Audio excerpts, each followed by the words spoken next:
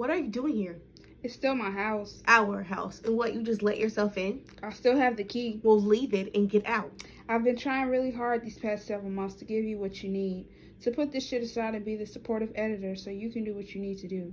But no matter what I do, you keep on reminding me of what a pushover you think I am. I don't even know where the hell this is coming from. Of course you don't, because you only pay attention to yourself. Whatever. Look, I'm tired. I had a long flight and I don't feel like dealing with you right now. I'm selling the house. Good. This place is too big for me anyway. It was meant for a family. Here. Have you lost your damn mind? The hell is wrong with you? You forgot to sign the last page. Done. Satisfied? Very. It was so easy for you, wasn't it? Sure was. 12 years and you sound like it was nothing, like you were buying a new car or something. I mean, I watched you. There was no hesitation on your part at all. More like 9. The last 2.5 years, we've been on life support. When was it over for you? I'm not talking about this now. You gave me a deadline, remember? Yes, that's always been an effective excuse for you. Because it's always been true. Oh, I know. 12 years of this routine, 15 if you count the meeting, dating, and living together years. What do you want me to say, City? Don't call me that. Let's just get it all out in the open. Had some liquid courage, have you? Maybe. Well, I don't have anything to get out into the open, so.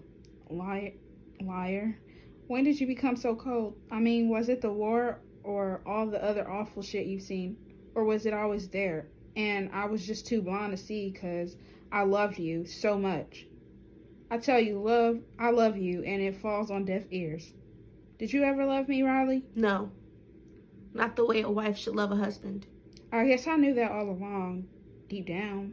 And you never loved me either. Oh, now you're going to tell me what I feel? You loved the idea of me. I mean, you never really wanted me as your wife. You wanted somebody, and I could have been anyone.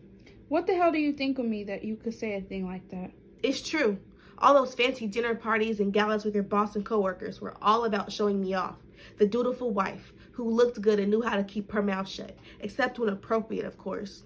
I didn't want a trophy wife. No, trophies don't talk, and you wanted me to talk, but only about the things that you wanted me to talk about. You're saying I didn't know you? I didn't love you? I chose you? And I should feel grateful, right? Our whole marriage, my career's been an issue for you. Hell, even before we got married. Because our whole marriage, you were an adrenaline junkie. Afghanistan, Iraq, the Congo, anywhere with guns, bombs, and wars, you were ready to ship out. I mean, what the hell was that about, Riley? I gave all that up. You wanted me home, I was home. You're just chasing the career that I wanted, that I worked hard for. Gone, for you. I rearranged my entire plan for you, but you knew who I was when you married me.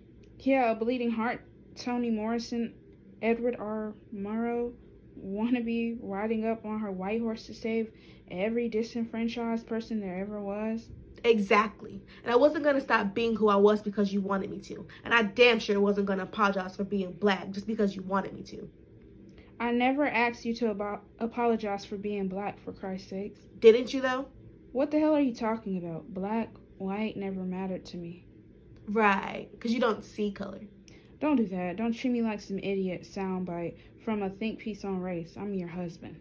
And that's the problem. You never saw me, the black me. What the hell are you talking about? I never saw you as black. That's ridiculous. You don't even know what it was like to show them by your arm at those business dinners. You never saw the way they looked at me. How did they look at you? Like I was the help. They all thought I was there to pour their drinks and take their coats. Every single time. I must have gone to 100 of those black tie affairs with you. And every time I showed up, it was the same reaction. Like I was some exotic animal. And when you put your arm around my waist, the looks in their eyes went from astonishment to embarrassment to some sort of master-slave fantasy or some shit. Like we were selling Hemings and Thomas Jefferson. Always so dramatic. And that was always your reaction. I could never discuss it with you because you'd always accuse me of playing the race card or something. In my own marriage, you have no idea how demoralizing that was, what it felt like, and you didn't even care. So what, I'm supposed to feel sorry about things I can't even control?